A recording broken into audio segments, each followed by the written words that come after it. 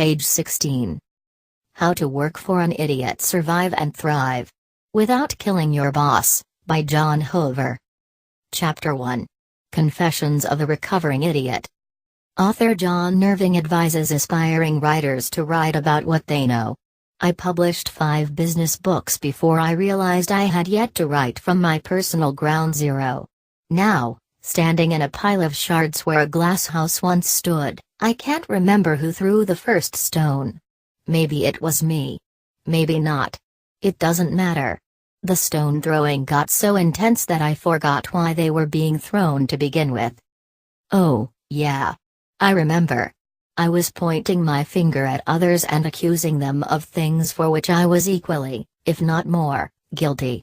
For every stone I threw, a bigger one came back at me. I felt justified in my accusations and victimized by the criticism of others. Dishing it out came naturally and felt righteous. Taking it seemed unnatural and felt unfair.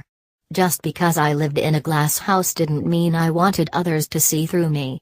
Or did I? My case is your case. Are you living in a glass house? Are you accusing your idiot boss of things that you can just as easily be convicted of? These are not easy questions. Nor are they questions we routinely ask ourselves. That's why I'm asking you now.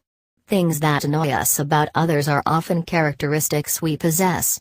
Our own flaws are especially irritating when they show up in someone else's words and actions. Our own flaws are almost indescribably irritating when they show up in the words and actions of someone with power and authority over us. Now that my glass house has been shattered, I'm able to write about false confidence, false security, and false pride. I know them all. Somewhere in the beginning, my wires were crossed. If not at birth, soon thereafter. Was it nature or nurture? Genetics or environment? It doesn't matter. Now I pray daily for the serenity to accept the nature and the courage to change the nurture. Like the prayer says, wisdom is the ability to distinguish between the two. All self-actualization aside, I can't help but be a little disturbed and perturbed that nobody explained these distinctions to me until I had already messed up a major portion of my life. But, that is blaming. I might as well bend over and pick up another rock. Recovery is a test in itself.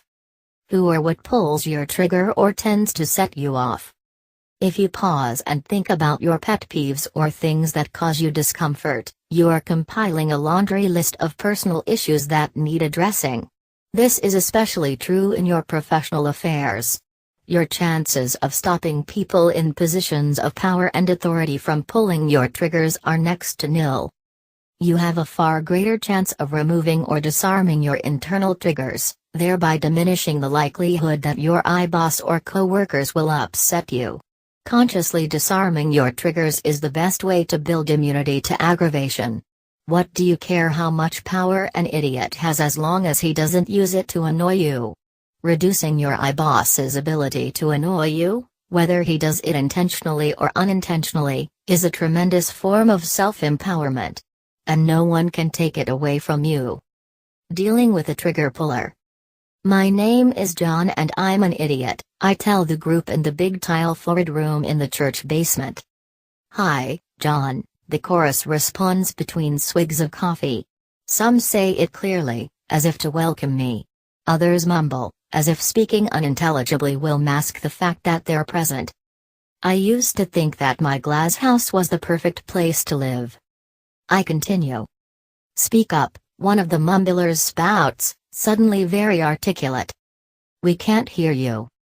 Annoyed by the interruption, my instincts tell me to attack him with a toxic mixture of sarcasm and innuendo, impugning his intelligence and, should I be sufficiently irritated, his ancestry. That's what we do, those of us who consider ourselves super smart, orbiting high above the stupidity. We impugn other people's intelligence, especially after we've been caught doing something stupid. But that would be my disease talking. That's why it's called recovery. At least now I can catch myself before I throw the stone. Most of the time anyway. I still instinctively bend over to pick up stones and formulate poison blow dart questions such as, Did someone forget his medication this morning? But now I can regain control before opening my mouth and letting it fly. In that moment, when the stone would have been en route to its target, the truth floods over me like acid rain, eating away my pretenses. I was mumbling.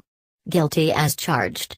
If I'm at a meeting of recovering idiots, trying to get beyond the thoughts and behaviors that have imprisoned my personal and professional potential all of these years, why am I mumbling? The acid burns away another layer and I decide to share my stream of consciousness with the group.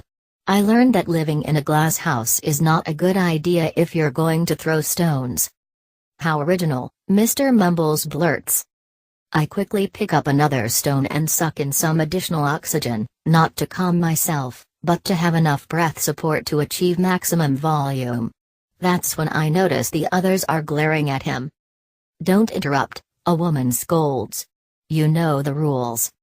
Yeah, I think to myself. What she said. I feel relieved, comforted, and protected. Somebody stood up for me. Somebody cared.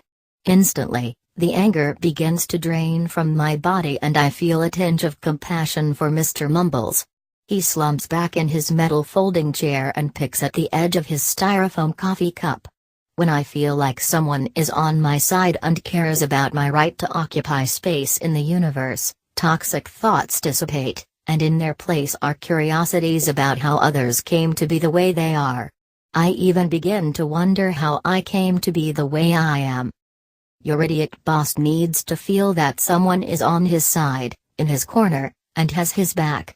Never forget that you and your idiot boss are both human beings. He will have the same basic responses to feelings and situations you do.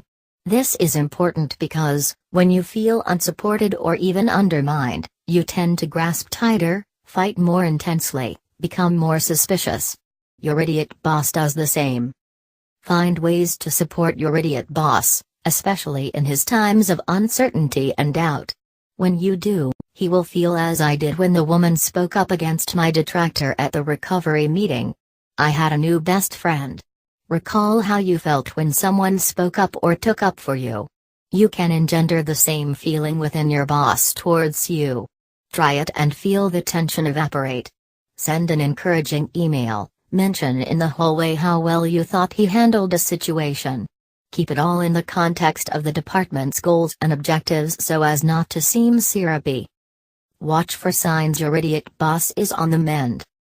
If you consider your boss an idiot, yet you notice him exercising restraint, you might consider changing your diagnosis. An out-of-control idiot will never consider the big picture of how his management pronouncements and edicts will affect the lives of others. If your boss appears to be giving any conscious thought to the consequences of his actions or how I managed to get into his current condition, listen, pay attention, and try to notice clues that he is undergoing some type of self-improvement initiative. If he is, encourage him. He needs all the support he can get. I went on to share with the group how I learned to receive in kind what I am willing to give, good or bad. Getting back some measure of the good I give is an iffy proposition. Sometimes it happens. Sometimes it doesn't. Regardless, I've learned it's best to do good anyway. Having been raised a German Lutheran in the doctrine of the worm, I feel guilty if good things happen to me for no reason. If I send out goodness, I feel more comfortable with the good that comes back to me. Nevertheless, I still resent it when nothing good comes my way. Lurking beneath my recovery are the remnants of my selfish inner worm. Everything, all the time, just because I'm here. That's what I want. And so does your boss. Would it hurt to pretend a little? I'm not suggesting you kiss up or go along just to get along. I'm more mercenary than that. I suggest going along to get whatever you can. In the murky world of office politics, resisting what your boss wants might give you a moment's satisfaction as you thwart his will and expectations. But it doesn't buy you anything on your long-term wish list, assuming your wish list includes more respect and acknowledgement around the workplace, a raise, or a promotion. That's a mirror, not a window. Before I stepped across that line between active idiocy and recovery, I didn't understand that seeing other people as nincompoops was actually a self-indictment. I didn't necessarily want my boss to stop being an idiot. I wanted to be the alpha idiot. I didn't really want to stop him from antagonizing me with impunity. I wanted the power to antagonize others with impunity. I wasn't on a mission to create a kinder, gentler workplace. I coveted the power to make lives miserable. When I first realized that other people could see me for the idiot I am, I felt naked. Worse, I felt as if I had been living a naked dream for most of my life without knowing it. It is embarrassing to reflect upon, but what can I do about it now? Get comfortable with my nakedness, I guess. That or stitch together some fig leaves. Building another glass house with thicker walls won't help. There will always be big enough rocks to shatter them. I can write about being an idiot from a position of knowledge because I fell into the trap. More accurately, I skipped down the road to hell following the siren's song of success. Back then, success meant having the freedom to do whatever I wanted to do, whenever I wanted to do it, and having unlimited resources. I also wanted complete anonymity on demand, no accountability for anything I might choose to do, and I wanted all of the above without lifting a finger to make it all possible. I wanted to be a hybrid of William Randolph Hearst Jr., Howard Hughes, Donald Trump, and Ted Kennedy. I wanted the proverbial silver spoon. Just because I'm in recovery doesn't mean I don't still secretly want all of those things. What has changed is my attitude toward them. I can now accept that I will never live like any of the aforementioned silver spooners. Better yet, I can be grateful for the things I have.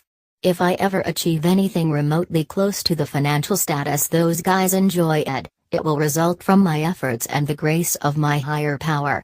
I could always win the lottery. But that's my disease butting in again. As a recovering idiot, I live a happier, more peaceful, and satisfied life. Despite how messed up I allowed my past to be, I still have time to live a large and enlightened future. Page 21.